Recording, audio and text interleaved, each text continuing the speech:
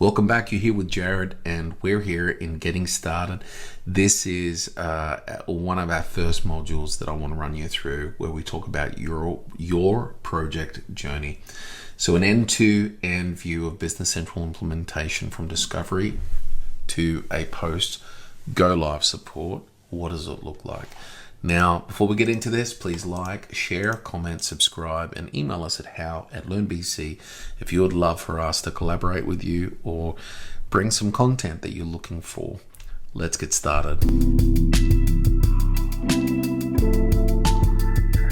Well, your project journey can change. This is just a generalized example of a full project, and we do this to help users have perspective as to the size and scope of what we believe is best practice with Business Central, following different principles from Microsoft and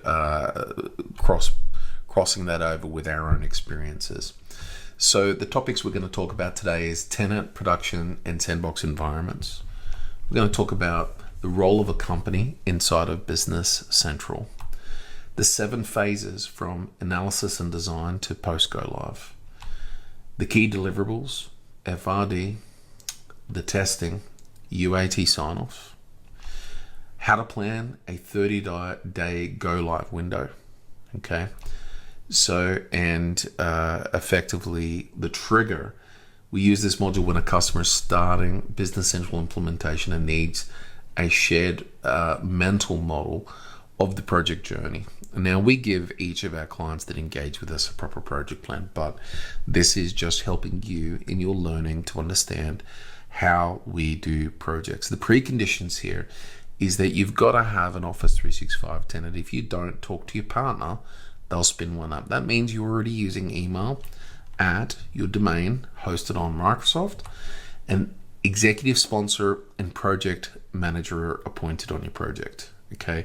Executive meaning your executive that reports to your CEO must be aware of this project. We would seriously consider not proceeding with the project if it is not driven from the executive belt, because accountabilities are not enforced. The customer has a high level understanding of their current systems. Implementation partner and Microsoft Teams channel are all agreed, and the time has been blocked for project workshops over the next 8 to 16 weeks. So what are the key principles here that we're talking about here? Well, what's a core concept? So a tenant, okay, that's you, all right? So your dedicated space inside of Microsoft data centers where Business Central lives alongside Teams, Outlook, and SharePoint. You already have Business Central. Everybody that's a Microsoft customer has it already in their environment, baked into it. All it needs is a license key and it activates. Okay, so there's no installation of software, there's no wait time as such, other than clicking add a new environment. It's fairly low tech startup and very quick to get operational. Production means the company that you use day to day. So it's the live database and the live environment capable of hosting a lot of companies. Now, I'll put a caveat on this. To have multiple production environments, okay, you can have more capacity, and capacity is giving per production environment. So one production environment can give you 300 companies in its current capacity. But if you have what some of my clients have, is they've got a production in Australia, a production in New Zealand, UK, US, Europe, EMEA, Asia, what happens is you end up with capacity for thousands and thousands. Technically, we don't even know the capacity of production environments you can have within your environment, but it does become expensive. So a sandbox. So for every production company you have, you get 3 sandboxes. Okay. Now a sandbox is just it's a protected copy of production. It does not get the same compute. It doesn't get the same speed or performance, but it can be a full copy of your production environment. And we use this for developing into. So we test it first in a sandbox. We test procedures first. If you've had a really big whoopsie as a financial procedure, we'll take a copy of production to a sandbox. We'll work on it in the sandbox, and then we'll go apply the fix within production. A company, so you've got so many companies within production, a trading entity, a trust or body that ring fences financials. So it effectively allows you to have your own pseudo multi-tenant piece of software, because you click the company button and you see the list of 30, 40, 50, 100 companies, and you can switch between your companies within your accounting system. So you can have many, but only operate one at a time. And an FRD is another term you need to understand: functional requirement document. So the signed design artifact that authorizes the build and configure. Functional design documents are what is about user experience. So it's about you using the platform. It's functionally the setup. So I want the menu here. Can you move this icon here? When I do this functionally. Technical design documents are where we're going to change the code underneath Business Central, and we're going to extend it and change how that works. So some of the key warnings here: always test your extensions on sandboxes. Please don't install new extensions from the marketplace in your production. Don't do it. I know there's 50,000 of them there. Don't do it. Go and load your sandbox, go install some new extensions there and test it, because once an extension injects its tables, you don't get them out of production. Okay, so big no, don't do testing of extensions on a production environment. And the critical here is, do not approve the FRD until every chapter reflects how your business will actually operate. Build and configure cannot start without your written approval. All right, it's super important. Please have a tight control on this and get it executed. A project will break down into multiple phases. I'd say 6 to 8 phases. Here I've written down 7. Number 1 is what we do when we're quoting you. We actually do a discovery. So it's a fact-finding session to surface today's reality, the pain points, the ambitions, the goal, to understand the business, not to design the solution. We're literally sitting there trying to understand what your business needs to be able to give you a time estimate of what it's going to cost to implement. After discovery, if you approve us on the project, we move into analysis and design.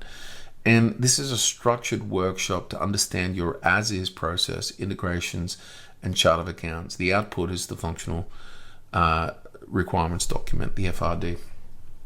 After this, we move over to build and configure. Consultants apply your configuration to the template, deploy it as a opco scenario, and complete a full burn test from top to tail. So we test that internally and make sure it's good to go.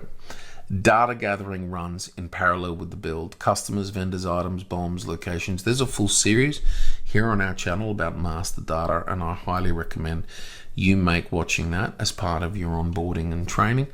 But that can happen in parallel. The workshops, okay, is where modular walkthroughs from book to bank. That's sales, purchasing, finance, and beyond, confirming the system performs to the FRD. The way that we like to do testing, what we would refer to user acceptance testing, is your team takes the wheel while consultants stand behind and watch. Sign-off confirms competence, but what they're doing is their SOPs. So as part of your project, if you use us, we actually give you standard operating procedures using Scrub, How, or other artifacts. And what it does is it gives us the capacity to give you a set, step 1, 2, 3, 4, 5, 6, 7, 8, 9, 10. You do that and you complete the process and you repeat it multiple times and show us that you're confident with your UAT. And UAT is not one user. UAT is the users in the set role. So if you've got finance, you'll have warehousing, inventory, procurement, sales, and manufacturing, assembly team, service team. So all of these teams will have to sign off on their own SOPs and confirm, yep, I can operate like I did in the old system. And as we do that, we're looking for gaps that we didn't understand when we started. What gaps are missing for you to go live? And then we go into go live, and after go live, it goes into support. So a 30-day cutover window for balances and open documents, followed by ongoing support, which is called hypercare via Teams, email, and phone. So what are the exceptions? What happens when it goes wrong? FRD changes after the sign-off. Well, we treat that as a formal change request, recost and reschedule before any work continues. Sandbox drift from production. Well, to do that, we just delete it and take another copy of production. It's quite simple. UAT failures. Do not extend UAT informally. Raise a punch list. Retest the failed scenarios and only then sign. We do not, we encourage each of our clients to use a punch list. Okay, you find issues, we register them as an issues list. You are responsible for making sure your issues list is extinguished like a fire extinguisher. Your punch list is an issues list. It's on fire, okay? We don't want you to be holding on to that when you go live, otherwise the business can catch fire. So extinguishing that list is important. Data is not ready at go live. We'll pause the cutover rather than go live with bad data. Bad data on day one is hard to undo. What are the post conditions? What does it look like if it works right? You can describe the 7 project phases that we've shown here. You understand the difference between a tenant, production, sandbox and company, and you know what an FRD is and how your approval is required. You know what a burn test is and what performs it, and you are ready to proceed to module 2, what to bring to discovery meetings. And for that, a roadmap is only as useful if everyone knows the destination. Okay. Understanding the end-to-end project journey ensures that every team member knows what is expected of them at each phase. It aligns the business and the partner, preventing surprises and keeping the project moving forwards. Let's move over to the next module, which is what to bring to discovery meetings. I'll see you there.